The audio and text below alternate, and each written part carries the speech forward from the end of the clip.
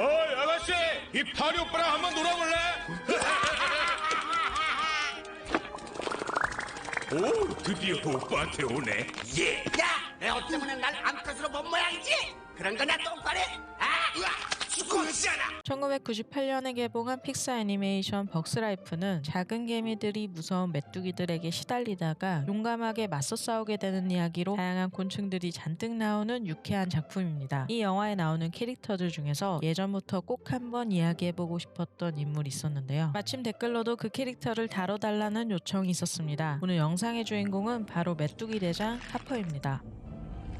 줄거리는 건너뛰고 분석만 보고 싶으신 분들은 하단에 타임라인 참고하셔서 보시면 좋습니다. 개미왕국은 매년 메뚜기 떼에게 식량을 바쳐야 하는 처지에 놓여 있습니다. 이 불합리한 구조는 메뚜기의 우두머리 하퍼의 주도하에 유지되며 개미들은 억압 속에서도 묵묵히 식량을 모아 바칩니다. 그러던 중 발명가 개미 플릭이 곡물 전체를 날려버리는 큰 사고를 치고 맙니다.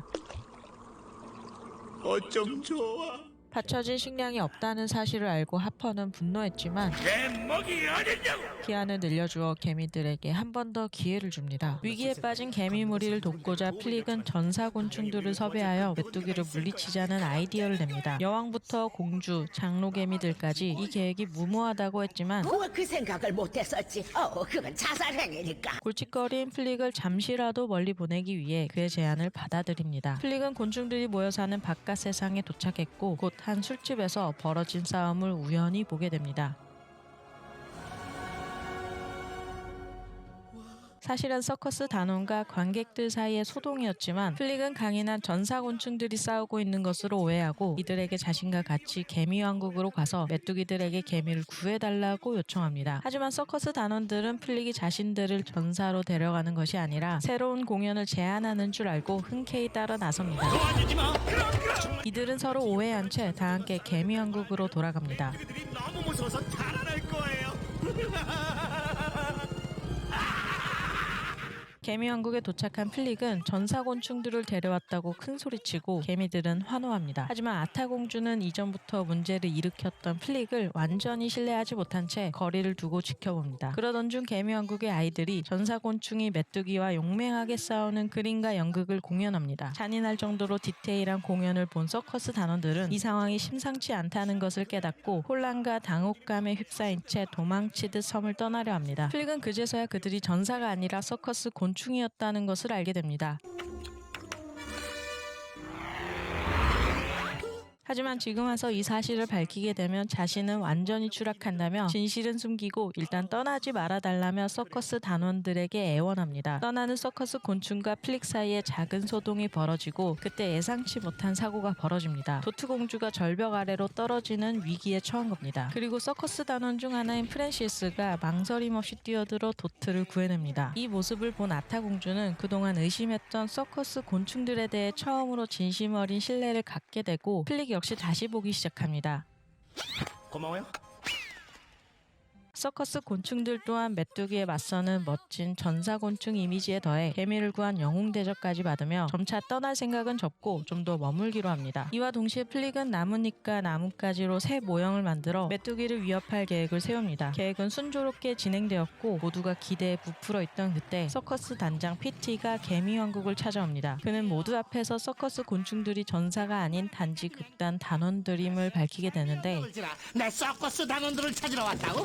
혹시 이런 애들 못 봤어? 아타공주를 비롯한 모든 개미들은 이에 배신감을 느끼고 플릭을 곧바로 개미 무리에서 추방합니다. 메뚜기들이 도착할 시간이 얼마 남지 않았지만 아무런 준비도 못한 개미들은 발등에 불이 떨어진 심정으로 부랴부랴 식량을 다시 모으기 시작합니다. 하지만 메뚜기들이 곧 도착하고 부족하게 보인 식량을 보고 분노한 하퍼는 개미들을 밤새 부려 식량을 모으게 합니다. 그리고 마지막에는 식량을 모으지 못한 것에 대한 본보기로 여왕을 처형하기로 몰래 계획합니다. 식량만 챙기면 다들 보는 앞에서 겁주는 의미로 여왕 개미를 죽인다고 그랬어. 어린 도트 공주는 이 상황을 타개할 수 있는 인물로 플릭과 서커스 곤충밖에 없다고 판단하고 떠나는 그들을 붙잡아 개미왕국으로 돌아오게 설득합니다. 플릭과 서커스 곤충들은 다시 돌아와 준비해뒀던 새 모형을 이용해 메뚜기들을 위협하는 데 성공하지만 전후 상황을 전혀 모르는 벼룩 단장이 화려한 불기술로 새 모형을 완전히 불태워버립니다. 속았다는 걸 알아챈 하퍼는 더 이상 참지 못하고 주동자 플릭을 본보기로 없애려고 하지만 여왕 처형 계획과 무자비한 폭력 앞에 각성한 개미들은 마침내 서로 연대하여 메뚜기 떼에 맞서게 됩니다. 메뚜기들은 이에 겁을 먹고 하퍼를 제외하고 모두 도망칩니다. 이 나쁜 메뚜기야.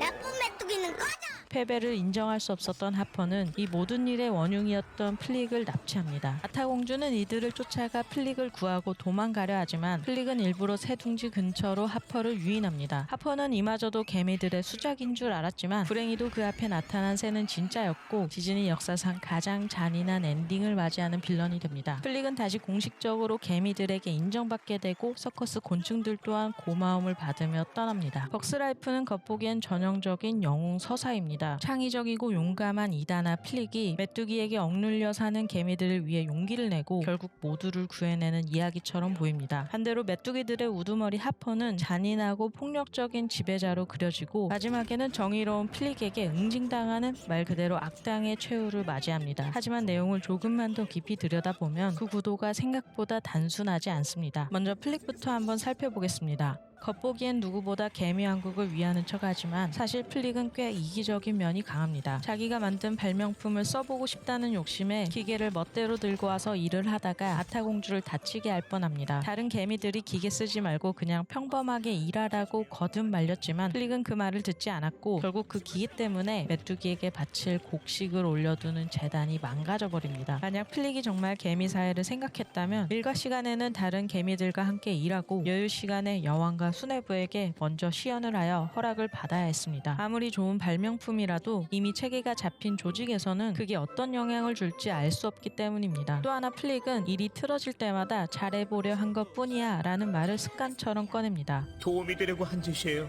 돕지 않는 게 우릴 돕는 거야. 되게 헷갈리네. 난 정말 잘해보려고 그랬던 건데 전 정말 힘이 되고 싶었어요. 플릭은 실패에 대한 책임을 회피하려고 의도는 좋았다라는 점을 강조합니다. 이에 보다 못한 여왕이 플릭을 몰아세우며 이제 그만 인정하라는 말까지 합니다. 인정해라 폴리. 넌 우리를 속여. 게다가 이 합리화 끝엔 항상 자괴감으로 빠지는 걸로 마무리되는데 난 정말 쓸모가 없어요. 떠나기 전에 한 가지만 좀 도와줘요. 제발 날 좀 죽여주세요. 전 일만 망칠 뿐이에요. 새는 보나마나 실패할 거예요. 꼭 나처럼요. 실패는 선의의 실수로 포장하고 결과는 자기 비하로 무마하는 것이 플릭의 특기입니다. 게다가 플릭은 중요한 순간마다 운이나 타인의 희생을 기대하는 인물입니다. 예를 들면 도트공주가 절벽에 떨어졌을 때에도 위험을 감수하고 그녀를 구해낸 것도 서커스 단원들이었고 아주 맛있는 벌레 하나 안 잡수실랑? 또 애초에 전사곤충을 데려오겠다는 계획도 너무나 이상적인 생각으로 맞서 싸워주는 대가도 보상도 없이 그저 감정에 호소했을 뿐입니다. 정리하자면 플릭은 창의력은 있지만 이기적이고 의욕만 앞서서 도와주려다 오히려 사단을 내며 현실은 망각한 채 이상만 쫓는 캐릭터입니다. 영화는 이런 그를 오해받는 혁신가처럼 그리지만 곰곰이 생각해보면 조직 내 민폐형 인재에 가깝습니다. 그런데 반대편에 서 있는 하퍼는 다릅니다. 하퍼는 역대 디즈니 캐릭터 가운데서도 손에 꼽히는 정치 감각과 지능을 겸비한 빌런입니다. 표면적으로는 개미보다 메뚜기가 훨씬 덩치도 크고 그만큼 힘도 세기 때문에 어쩌면 처음부터 메뚜기들에게 유리한 싸움이라는 생각이 들지만 하퍼가 이끄는 메뚜기 무리는 생각보다 숫자가 많지 않습니다. 그 적은 수로 어떻게 그렇게 많은 수의 개미를 오랫동안 지배해왔는지 오히려 그게 더 놀라울 정도입니다. 하퍼는 물리적인 폭력보다는 개미들이 스스로 우리는 작고 약한 존재다라고 믿게 만들었습니다. 그리고 개미는 일하고 메뚜기는 그걸 먹는다는 불합리한 질서를 당연한 걸로 주입시켰습니다. 이 지배 구조가 흔들릴 조짐이 보일 때마다 하퍼는 극도로 경계하였는데 예를 들어 개미들 앞에서 연설하던 중 자기 동생이 이런 소리랍니다. 개미는 그걸 거두고 메뚜기들은 그걸 잡수시고 새들은 메뚜기 잡수시고 우리 형도 먹힐 뻔했었잖아. 형 기억나? 하퍼는 어머니의 약속 때문에 이 헛소리를 하는 동생 대신 옆에 있던 다른 부하를 때려 눕힙니다. 그리고 도트공주를 위협하는 하퍼에게 느닷없이 플릭이 나서서 반기를 드는데 하퍼는 이에 적잖이 놀란 눈치였습니다. 이윽고 그는 개미들이 자신의 신분을 잊고 있는 것 같다며 받쳐질 식량을 2배로 요구한 뒤 그 자리를 떠나버립니다. 보아니 너희들 요새 아주 시건방지고 위아래를 모르는 것 같구나. 식량을 두 배로 바치도록. 이는 용감하게 나선 플릭이 괜히 나섰다가 개미무리 전체에게 피해를 줬다는 인식이 박힌 순간이었습니다. 또한 하퍼는 자신이 만든 질서와 위계, 지배 구조를 굳건히 하기 위해 여러 가지 장치를 활용했습니다. 가장 먼저 그는 개미왕국의 최고위층, 즉 여왕이나 공주 같은 책임자하고만 대화를 나눕니다. 아니요, 내 잘못이 아니에요. 사실은 어떤 훌륭한 지도자가 되려면 책임을 질 줄 알아야 돼. 이건 단순히 권위적인 행동이 아니라 개미무리 전체가 불만을 느끼더라도 그 화살이 자신들에게 향하지 않고 그들의 지도자 한 명에게 모든 책임을 몰아주는 전략이었습니다. 결과적으로 개미들은 우리가 이렇게 힘든 건 지도부가 무능해서 그래 라는 식으로 받아들이게 되며 체제에 반기를 들기보다 지도자에 대한 불신이나 불만으로 방향을 전환하게 됩니다. 게다가 하퍼는 개미들의 공포심을 극대화하기 위해 좀비 메뚜기 쇼 같은 퍼포먼스도 기획했습니다. 식량을 바치지 않으면 통제 불가의 야만적인 메뚜기가 나타나 개미들을 공격할 거라며 공포를 심어놓는데 사실 그 좀비 같은 메뚜기는 하퍼의 말을 아주 잘 듣는 조직원 중 하나였습니다. 말을 하진 않지만 시키는 대로 다 하고 명령이 있기까지는 별다른 행동을 하지 않는 일반 부하 중 하나입니다. 나오시죠. 나? 아니야, 괜찮아. 그냥 나가게 둬. 그러니까 굳이 목줄을 채워서 다닐 필요도 없으며 다른 메뚜기들의 제재가 없어도 되는 겁니다. 그저 개미들에게 공포를 심어주기 위해 처음부터 짜여진 각본이었던 것이라는 생각밖에 들지 않습니다. 이 모든 건 하퍼가 자신의 지배력을 유지하기 위해 얼마나 치밀하게 설계해놨는지를 보여줍니다. 이렇듯 하퍼는 자신이 만든 지배 시스템을 안팎으로 철저하게 다듬고 유지해왔습니다. 특히 그는 자신의 철학을 부하들에게도 깊이 새기게 했습니다. 그냥 명령만 내리는 것이 아니라 왜 우리가 개미를 지배해야 하는지, 왜 이 구조를 유지해야 되는지를 논리적으로 납득시켜가며 교육을 시켰습니다. 이 곡식 알갱이가 코딱지만한 개미라고 한번 가정해보자. 아프냐? 아니요. 간지러운데요? 이건 어때?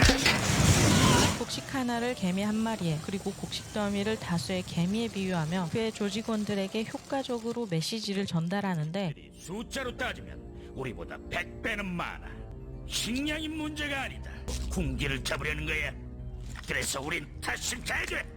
이 장면을 보고 있으면 어떤 누구라도 리더 하퍼에게 동화되어 개미무리를 쫓아가야겠다는 생각이 들었을 것입니다. 하퍼는 지도자로서 필요한 언변, 카리스마, 통찰력을 다 갖춘 디즈니 역사상 가장 지능적이고 매력적인 빌런입니다. 하지만 그 능력을 공정한 사회를 만들거나 공동체를 위한 방향으로 쓴 게 아니라 자신의 권력을 유지하고 공포로 상대를 조종하고 착취하는 데만 썼다는 점에서 현실에서 반드시 경계해야 할 리더의 전형이라고 할 수 있습니다. 그럼에도 불구하고 실패를 반복하면서 책임을 회피하고 감정 기복에 휘둘렸던 필릭은 영웅이 되었고 냉철하게 집단을 통제하고 위기의 순간에도 리더십을 발휘했던 악당 호퍼는 무참히 새의 먹이가 되었습니다. 물론 하퍼는 공포의 독재자였기 때문에 그의 최후는 어쩌면 당연한 결과였을지도 모릅니다. 하지만 그를 단순히 처벌받아 마땅한 악당으로만 보기엔 너무나 입체적이고 완성도 높은 캐릭터였습니다. 그는 틀렸지만 강렬한 인물이었으며 오히려 주인공보다도 더 설득력 있는 인물처럼 보였던 것도 사실입니다. 그래서 그의 마지막은 통쾌하기보다는 왠지 씁쓸하고 허무한 기분을 남겼습니다.